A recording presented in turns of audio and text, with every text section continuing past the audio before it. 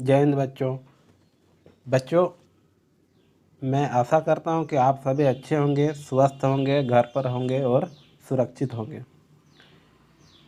आपको पता है कि अभी वर्तमान स्थिति में विद्यालय बंद है, जिस वजह से बच्चे पढ़ाई नहीं कर पाते हैं और हम लोग अभी हिंदी व्याकरण का महत्वपूर्ण टॉपिक जो संधि पढ़ रहे थे उसको आगे पढ़ाएंगे।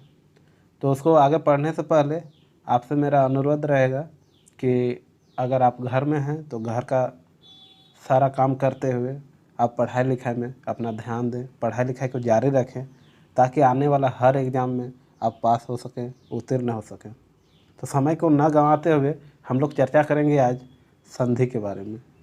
पिछली कक्षा में हम लोग पढ़े थे संधि। तो संधि आपको बता दें कि दो वर्णों के मेल से होने वाले विकार को हम लोग संधि कहते हैं। ये तो हम लोग जान चुके थे पिछली कक्षाओं में। अब आज पढ़ेंगे संधि के जो भेद होते हैं, स्वर संधि, व्यंजन संधि और विसर्ग संधि, जिसमें से हम लोग की चर्चा कर रहे थे स्वर संधि का। तो स्वर संधि के फिर 5 भेद होते हैं, जिसमें से दीर्घ संधि, गुण संधि, वृद्धि संधि, ये हम लोग पिछली कक्षा में पढ़ चुके हैं। बाकी रह गया यन संधि और अयादि संधि। तो एक ही वीडियो में हम लोग आज पढ़ेंगे यन संधि और अयादि संधि को। तो आज हम लोग पहले शुरुआत करते हैं यन संधि से। यन संधि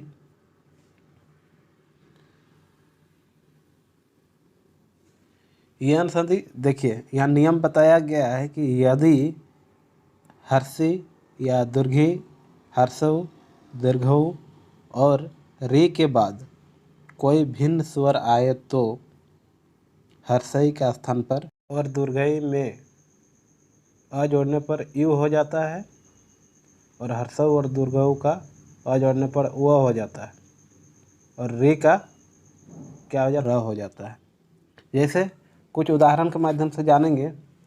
यहाँ देखिए, हर्षई यानी लघु ही इसको कहा जाता है, जमा अ बराबर क्या हो गया, क्या होगा, हर्षई और अ का उच्चारण अगर मिला देंगे तो क्या हो जाएगा, य।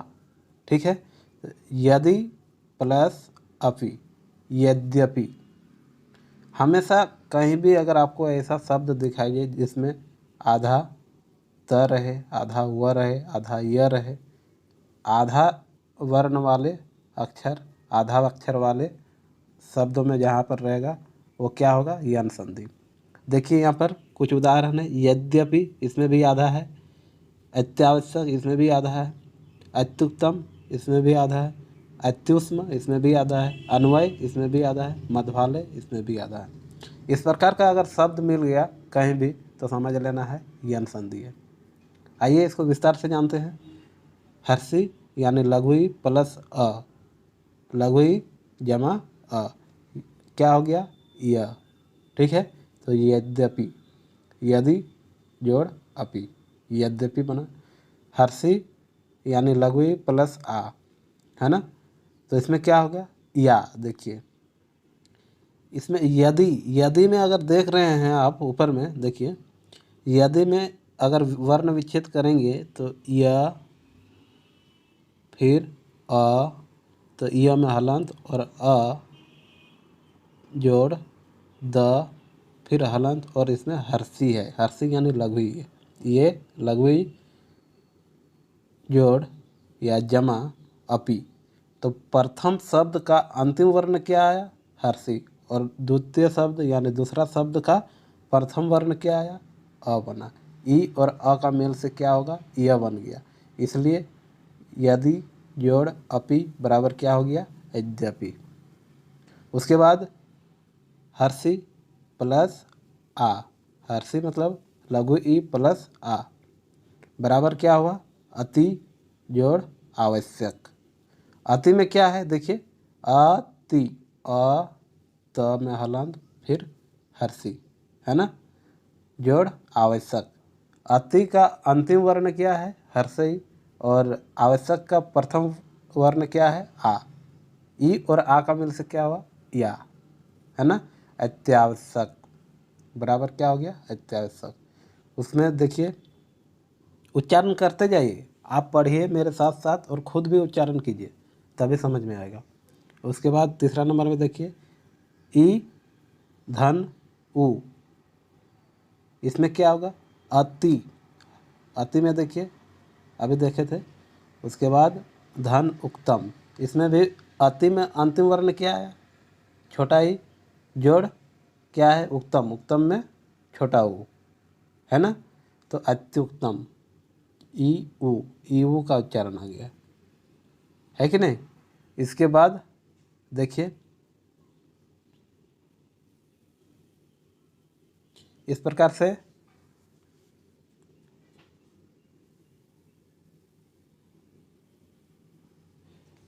से हम लोग आगे और देखेंगे।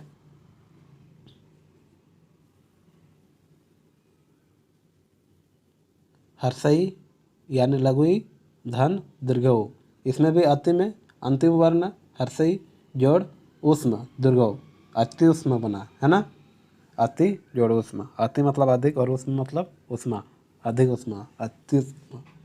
उसके बाद हर्षऊ प्लस अ, तब क्या बनता है यहाँ देखिए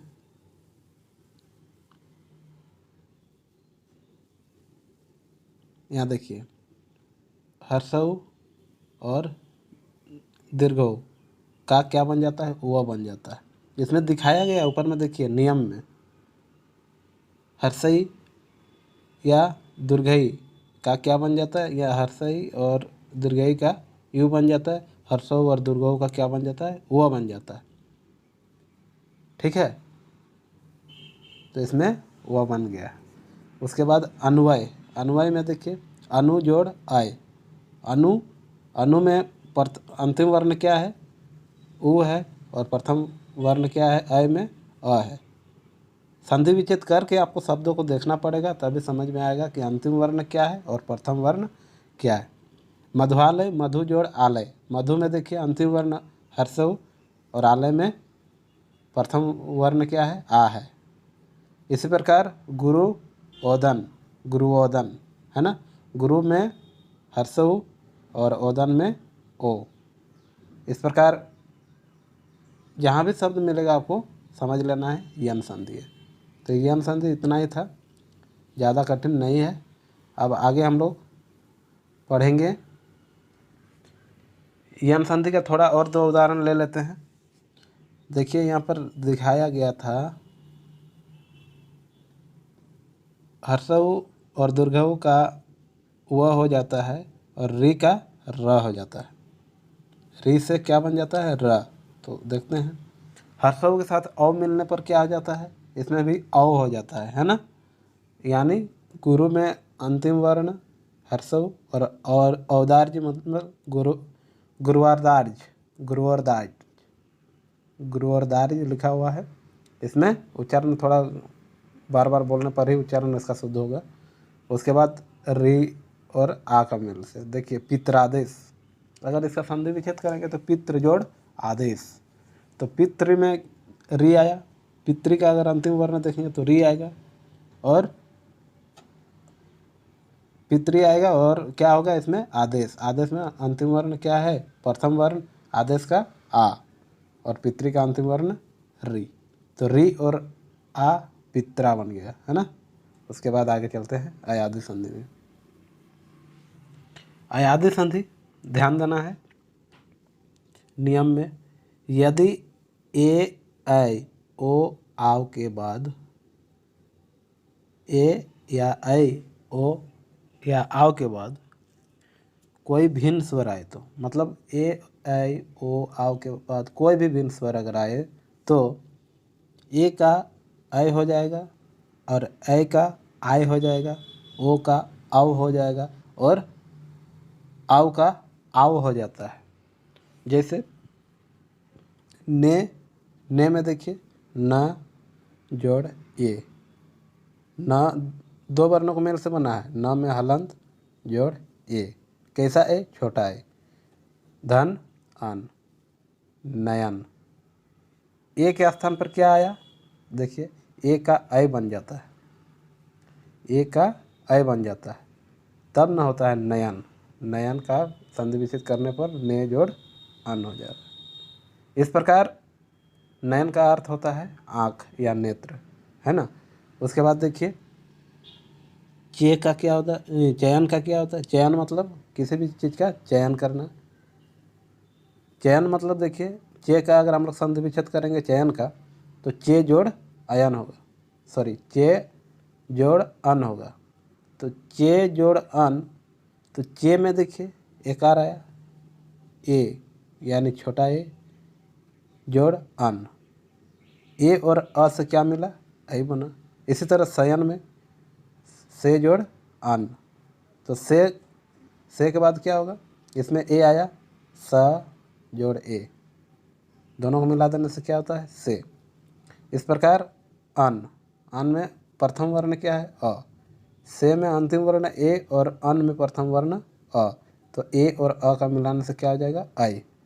इसी प्रकार ख में देखिए ए का आय हो जाता है, यहाँ पर लिखा हुआ ए का आय हो जाता है, ए का आय हो जाता है। इसमें से नय जोड़ अक, यानी किसका संधि विच्छेद है, नायक का। नायक का संधि विच्छेद क्या होता है, नय जोड़ अक, तो नय में ए के बाद वाला आएगा आई, है ना। तो इसमें अगर नय को हम लोग वर्ण विच्छेद करेंगे न धन ऐ, नय में क्या अंतिम वर्ण आया ऐ जोड़ अक, है ना। ऐ के साथ अ का मिलान होगा तो क्या हो जाएगा, यहाँ देखिए आय हो जाता है। फिर गायक का अगर संधि विच्छेद करेंगे गय जोड़ अक, इसमें भी बड़ा ऐ आ गया, और इसका गायक का गय ग में हलांत जोड़ ऐ, गय में अंतिम वर्ण ऐ, धन अक में प्रथम वर्ण अ, फिर ऐ के साथ अ का मेल हुआ तो क्या हो गया आई बन गया। इसी तरह अगर फिर हम लोग ग नंबर देखते हैं, इसमें दिया है कि पवन का संधि विच्छेद। पवन का संधि विच्छेद पो धन अन, पो में क्या आया प में हलंत धन ओ, अगर ओ के साथ अ का उच्चारण होता है, कोई भी स्वर वर्ण ओ के साथ कोई भी स्वर वर्ण आए तो हमेशा क्या हो जाएगा अव हो जाता है। देखिए पवन पो, प में हलंत जोड़ ओ, और फिर अन, अन का प्रथम वर्ण अ और पो का अंतिम वर्ण ओ, बराबर क्या हुआ पवन। फिर श्रवण, श्रवण में देखिए पद में र होने के कारण न का ड़ हो गया है, ये दंत न और ये मूर्धन र, मूर्धन र, इस प्रकार जैसे वीणा साड़ाड़, तो इस प्रकार में मूर्धन ण होता है, ण का उच्चारण करना है इसको, और ये दंत न का, न और ण में थोड़ा सा अंतर है, ठीक है, ये अनुनासिक है। और इसमें लिखा हुआ है श्रवण, श्रवण का स्रो, इसमें ओ का उच्चारण हो रहा है स्रो, तालु वर्ष नीचे दिया हुआ है, उसके बाद इसमें हलांत फिर ओ, स्रो बन गया। ओ का उच्चारण आया अंतिम वर्ण और प्रथम वर्ण अन का अ होगा, है ना। इसी प्रकार फिर घ नंबर देखिए पौ जोड़ अन, ये किसका पर्यायवाची है, सॉरी किसका संधि विच्छेद है, पावन का, है ना। पावन का, पावन मतलब पवित्र पावन, आप लोग तो पढ़े ही होंगे। तो पावन, पावन का संधि विच्छेद पौ जोड़ अन, पौ में प जोड़ औ, प में हलंत, प हो गया जोड़ अन, अन का प्रथम वर्ण अ। इस प्रकार सबको देखिए। इसे फिर श्रावण, श्रावण का श्रव जोड़ अन, फिर श्राव, यहाँ देखिए घ नंबर में औ का क्या हो जाता है आव हो जाता है, कहीं भी अगर औ रहेगा डबल वाला तो उसमें क्या हो जाएगा आव बन जाता है। इसी प्रकार श्रवण के अनुसार न का मूर्धन ड हो जाता है ना। उसके बाद पौ जोड़ अक, ये किसका है पावक, पावक का संधि विच्छेद पौ जोड़ अक, इसमें भी आव का हो जाता है। इस प्रकार था यन संधि और अयादित संधि। तो ज़्यादा कठिन नहीं है, आप इसे एक बार नहीं 2 बार देखें तो आपको बिल्कुल समझ में आ जाएगा। तो बच्चों, आप आज का वीडियो आपको कैसा लगा? अपनी राय, अपनी सलाह कमेंट के माध्यम से अवश्य दें, ताकि आने वाला समय में इस प्रकार का वीडियो आपके लिए अपलोड करते रहें। धन्यवाद। घर में रहें, स्वस्थ रहें, सुरक्षित रहें।